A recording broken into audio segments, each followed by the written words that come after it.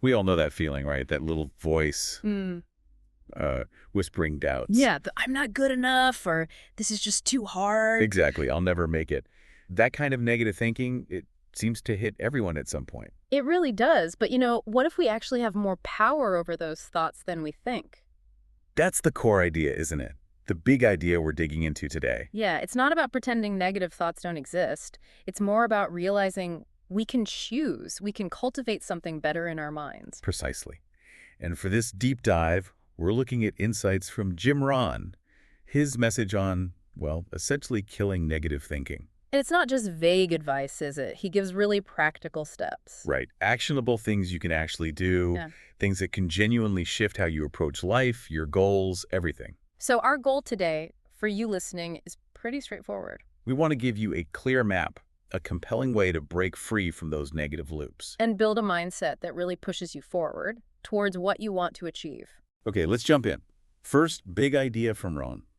Make self-improvement a daily thing, a practice. He has that great analogy, the mind as a garden. Oh yeah, I like that one. Whatever you plant. Be it good stuff or bad stuff.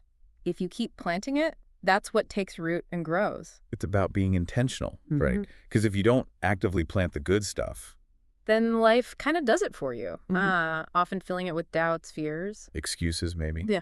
based on bad experiences or setbacks we've had. Exactly. And Ron's point is key here. The mind itself isn't the issue. It's the lack of training. Yes. He compares it to a muscle. If you don't work it out daily, it gets weak. And a weak mind tends to drift towards negativity. That feels instinctively right. It does. And think about the no time excuse everyone has. Yeah, guilty. Ron sort of challenges that. He asks, well, where does your time go? Scrolling, overthinking things, complaining. Ouch.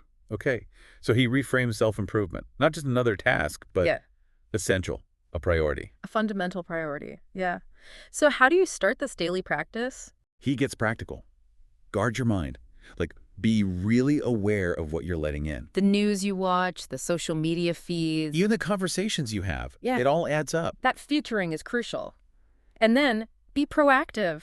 Start the day with positive input. Like reading. He mentions reading just 10 pages a day.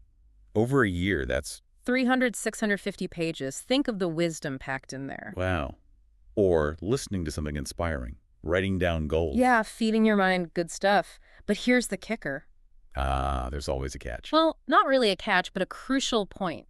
Learning without doing anything with It's it. just procrastination in disguise. Pretty much. You have to apply it right away. So learn something today, use it today. How does that help? The effect compounds. Negativity starts to lose its grip. You start focusing on solutions, not problems. You stop overthinking so much, see opportunities. Exactly. You see things differently. But he stresses this isn't a one-shot deal. Right.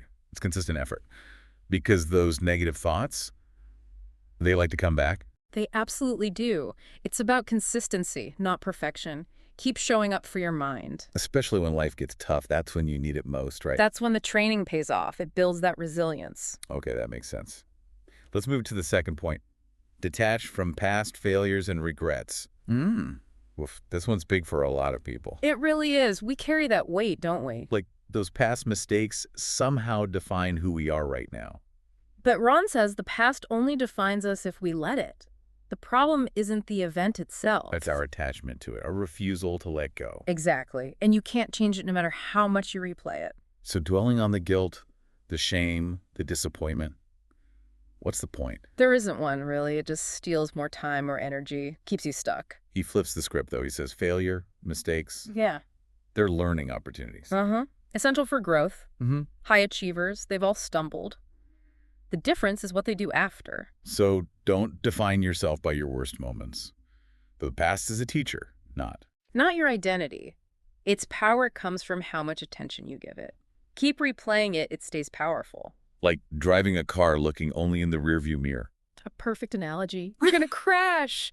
Your future needs your focus way more than your past does. So the actionable step, when those thoughts come up. You have to consciously stop them, shift your focus, tell yourself, I'm not that person anymore. You owe it to your future self to let go. And Ron says the moment you really detach, you feel it. Lighter, stronger. Okay. Point 3 hits hard today.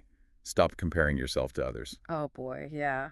especially with social media everywhere. It's like a fast track to feeling bad about yourself. Yeah. Kills confidence, motivation. Destroys joy. And the whole idea is flawed anyway. No two journeys are the same. Different starting lines, different struggles, different obstacles. You're comparing apples and oranges. And usually you're comparing your messy reality.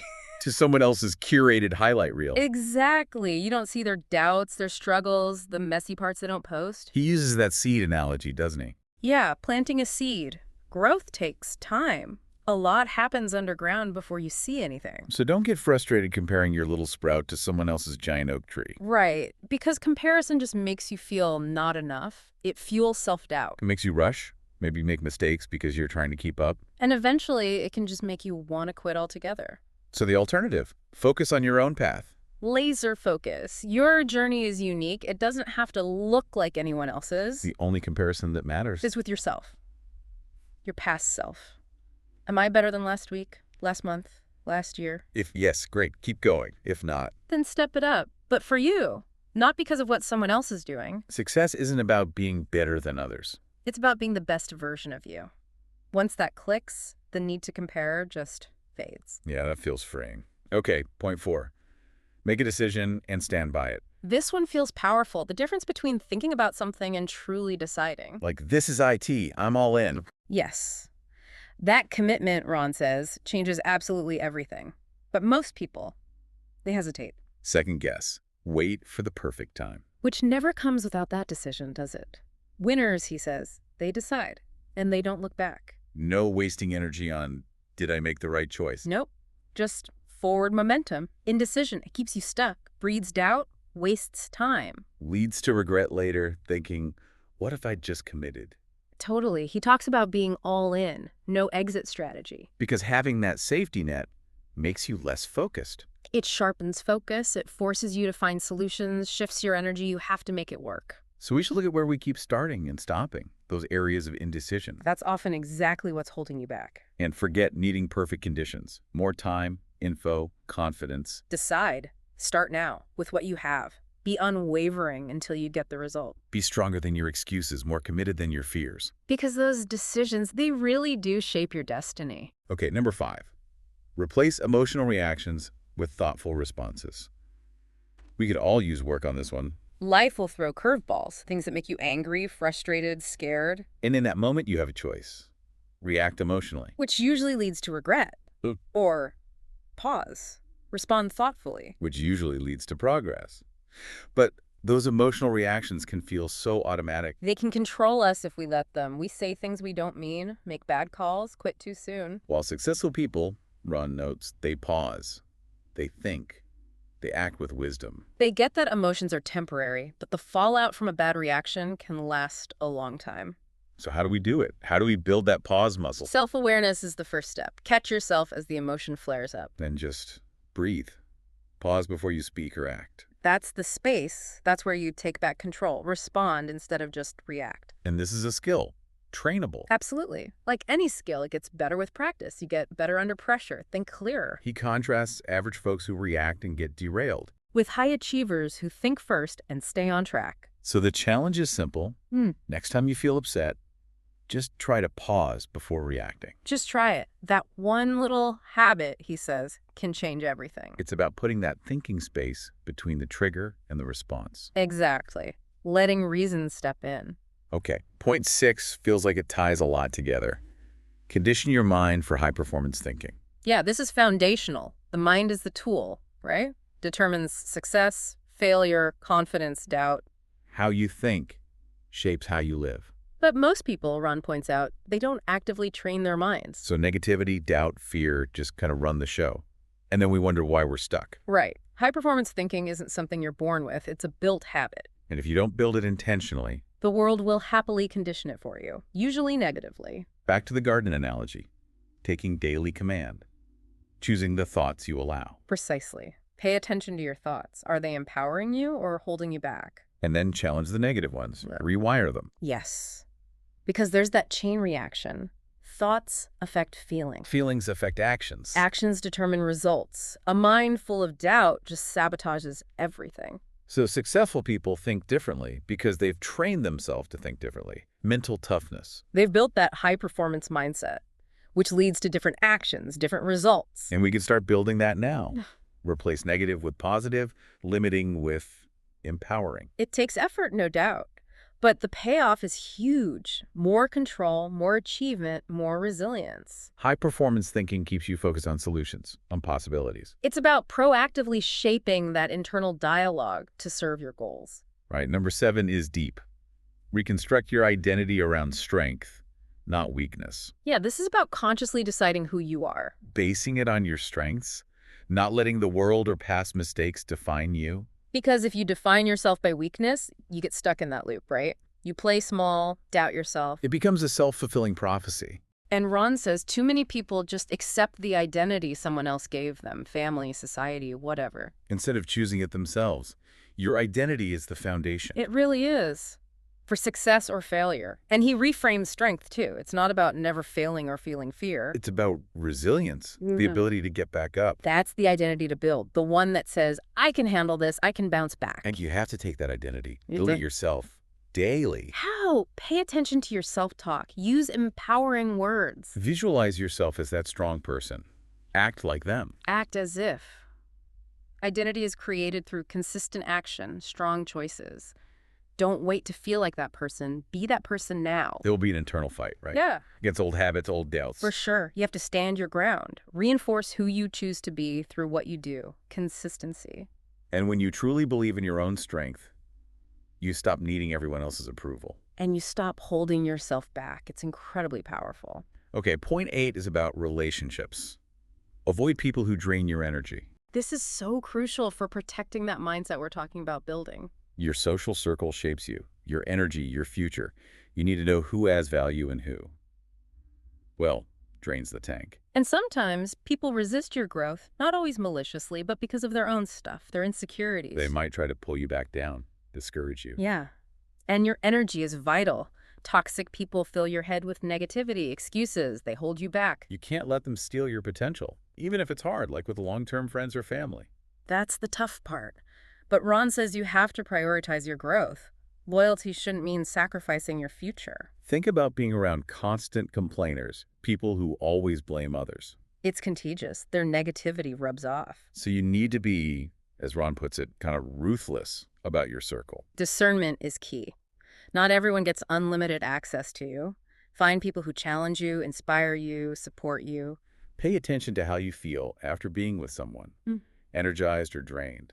That feeling is your answer. Protecting your energy isn't selfish. It's essential if you want to chase big goals. Be selfish with your time, focus, emotional energy. Then be ready for pushback. People who benefited from your lack of boundaries might not like the change. But you got to stand firm. Your future self depends on it. Wise choices about relationships are critical. All right, number 9. Keep moving forward no matter what. Because life is rarely a straight line, is it? The path to anything worthwhile is usually bumpy. So perseverance is key, especially when things get rough and you just want to quit. Ron says setbacks aren't signals to stop, they're tests. Opportunities to push harder. Success isn't about avoiding failure. It's about overcoming it, learning from it, and keeping going. All the great achievers faced massive challenges, right? Absolutely. What set them apart was they just refused to give up. They kept moving. He even says the greatest achievements often come right after the biggest struggles. Every setback is a chance to prove your commitment, your resilience. But keep moving forward can feel impossible sometimes. Which is why building that mental toughness, that resilience we talked about, is so important. It fuels the perseverance. And you don't need all the answers or to feel totally ready. Just keep putting one foot in front of the other. Consistent effort is the name of the game. Progress isn't always obvious or linear. Nope. Every tiny step counts. Every day you don't quit is progress. Success is a journey. Requires continuous forward movement. Show up. Even when it's hard. Even when you doubt yourself. And remember, tough times don't last, but tough people do. You grow through what you go through if you keep moving. Okay, brings us to the final point, number 10. Decide right now that you will win. This feels like the ultimate commitment, doesn't it? Yeah, that deep, unwavering decision. Ron says it's common among all successful people. It's more than just hoping or wishing. Stop waiting for the right moment, for permission, for validation. Decide now. And that decision unlocks something. Focus. Power. Determination. Makes you unstoppable, he suggests. but it demands sacrifice. Hard work, long hours, facing challenges head on. Your commitment will be tested. That's when the decision matters most. Develop a mindset locked on the goal. Resist distractions, negativity. Your actions have to align with that decision. Often, the only thing really stopping you is not having made that 100% certain decision to go all in. Making the decision creates momentum, helps you see opportunities, solutions. Exactly. Success belongs to those who stay the course. Decide you will win and don't quit. That's the core of it. Make the decision with everything you've got. Let it guide you. The moment you truly decide to win, Ron says, that's the moment everything changes. Your energy shifts, focus sharpens, things start aligning. Wow, okay, so wrapping this all up, the core message feels incredibly hopeful. Right. You do have the power to control your thoughts. You can take charge. And by consistently using these principles, these ideas from Jim Rohn. You can actively build a more positive, more effective, more successful life. But the key word there is actively. It's about taking action. It really is. Understanding this stuff is great, but applying it, making it part of your daily life, that's where the magic happens. So on that note, here's something to think about, a final thought for you listening. Yeah, take this away with you. Now that you've explored all these powerful ways to take control of your mind, what's the very first concrete step you will commit to taking today? Like right now or later today, what's one small action? To start actively killing that negative thinking Hmm. and consciously building the mindset you truly want for your future. Give that some real thought and then do it. Thank you so much for joining us for this deep dive. We really hope these insights give you a solid roadmap for cultivating a stronger, more optimistic way of thinking.